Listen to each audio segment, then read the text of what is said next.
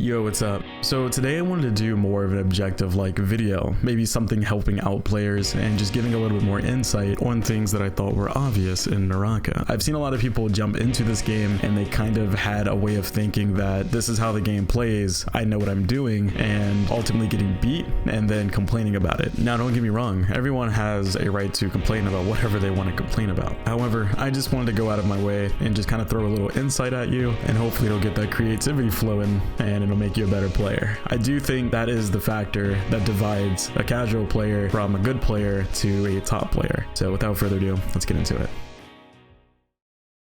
So the first thing I obviously have to bring up is Naraka's combat for those who've never played Naraka. This game is based on a rock, paper, scissors way of combat, meaning focus attacks or heavy attacks will beat out light attacks. Light attacks will beat out somebody trying to counter over and over. However, counter will beat out focus attacks, which will also make them drop their weapon on a successful parry. Now this game is very clear cut, so if you're doing a focus attack, it's very obvious you're doing a focus attack. There's also charged focus attacks, so you can mix it up a little bit, and even on top of that you can cancel your focus attacks by pressing C, which is going to be a button that helps a lot of you guys in significant ways that you do not understand. And even on top of that, they can even crouch under a horizontal attack, and while in a crouched state you can either just get right back up, or you can do a crouch right click, which is also a launcher, and then you have a crouch left click, depending on weapon, can be a knockback. So there's a lot of crazy in and outs you can do, definitely if you know your weapon. However, again, I do not have access to the game,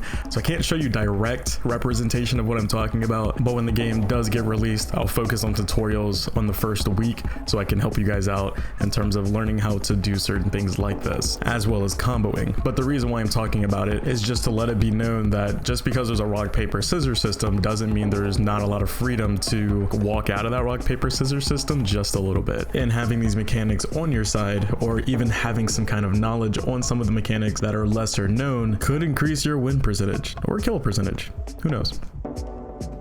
Next up is pretty obvious, but knowing your character as well as knowing other characters. The biggest recommendation that I have is to try every character and not make a character your main, because the more characters you learn and the more characters you get familiar with, you'll know the limitations of that character. Now I do plan to make a how to counter series, but for now we'll go ahead and use Viper Ning as an example. Viper's ult takes around 5 seconds to proc. On top of that, it's based on line of sight. So if you lose line of sight, you're instantly not going to get hit. However, two characters are extremely strong against her because they can lose line of sight in the easiest way possible. Number one is Matari. If she goes invisible, she instantly loses line of sight, and during this time, Matari can also attack her while she's invisible. Therefore, she'd probably be the strongest versus Viper's ult. Second would be the Umbrella Chick. Now, she isn't strong in terms of being able to kill her in this process, but I do believe she can get out of this situation a lot easier than others. As stated before, Viper's ult procs at 5 seconds with the stun.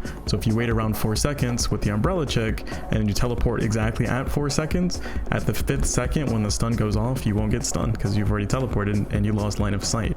You can also do a dodge out of it as well at the timing of where the stun would occur. However, this is a lot harder to master, but it's always an option. Now this is just one big example of knowing a character, kind of like their in and outs, to get out of very specific scenarios. Obviously, if you're playing against certain types of people, they may do this as a bait and you may also fall into a bait, but that also runs into knowing your character to counteract that bait.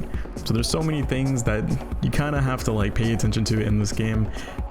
It's not super hard. I do think this is one of those things where if you play it enough, you'll get used to it and it really won't be that bad. However, again, this is just a general tip video, so in the future we will have a how to counter series, so this is just a prime example of knowing your character. Next up is rules of engagement. For some reason, a lot of people like to set guidelines for themselves on how to play a game, and I've never really understood this, because at the end of the day, I understand how something could be fun for someone. However, not everyone is you, and not everybody's going to want to play the way you want to play, or not everyone's going to want to do what you want to do. A couple examples of there's no rules of engagement would be, I've seen people get in a melee versus melee fight on stream, and when the guy that they're fighting runs away and gets in a situation where he can use a ranged weapon and he he kills them for it, they start to get super upset. And then you get a finger pointed at you and you play like a rat. I have had people do this to me too, because I do this all the time. However, if an opportunity presents itself, I should be able to take it, obviously, because there's no rules to engagement. I'm not setting a guideline for myself. If I need to kill you to win the game, I'm going to kill you to win the game.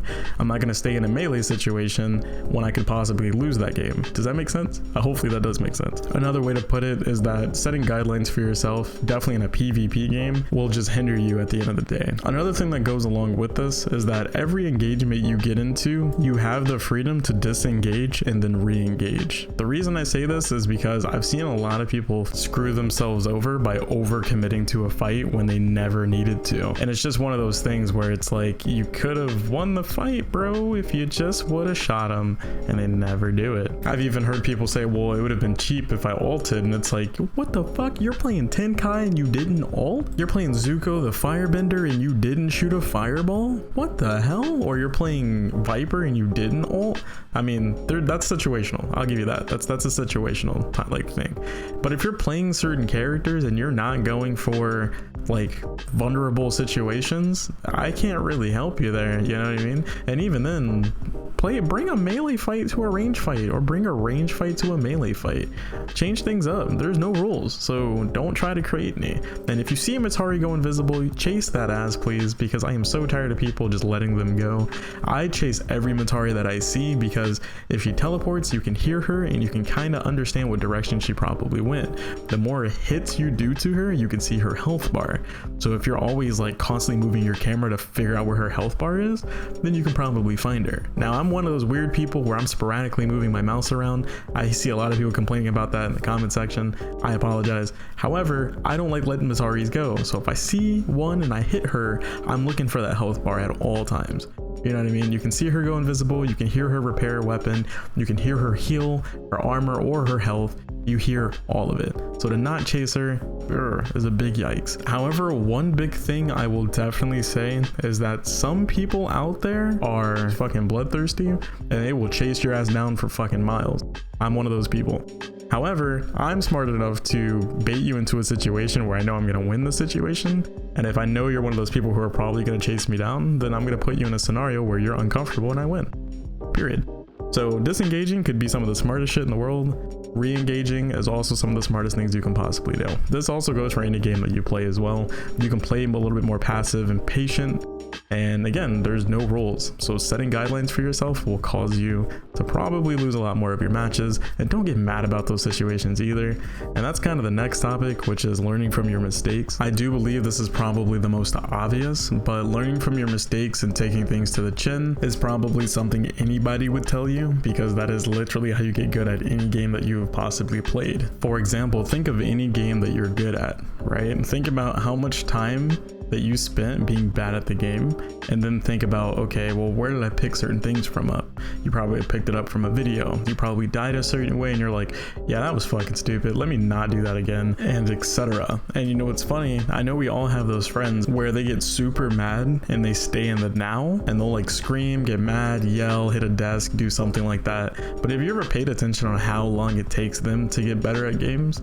It takes a long time, right? Because they're not focused on trying to get better and learning, they're focused on just whatever just happened to them in that game. And it's an easy thing to fall into, because I was one of those people growing up, especially when playing fighting games. Whenever I got beat, it was just like, damn, this is fucking annoying. Oh my god, he would do that move type of thing. But at the end of the day, if I go to practice, I can figure out how to go around it and get around it. And sadly, I'm one of those people who didn't figure that out until like 3 years ago. So some people learn at their own pace, and it just is what it is. Now, I did have a lot of topics for this video, but at the end of the day, some of these things really just need visual representation in terms of like actually teaching you guys things. But some people just asked me for tips, and these are like the top like couple of tips that I can even give you. Like if I had to rapid fire, I would probably say tap C while healing, so you're low profiling while healing and also moving a little bit faster, versus just walking and healing, because you're a fat target when you do that. Another rapid fire would be weapon tiers really don't matter that much except for damage, meaning skill is skill, meaning you can get outplayed in this game 100%. Just because you have a golden greatsword, katana, or longsword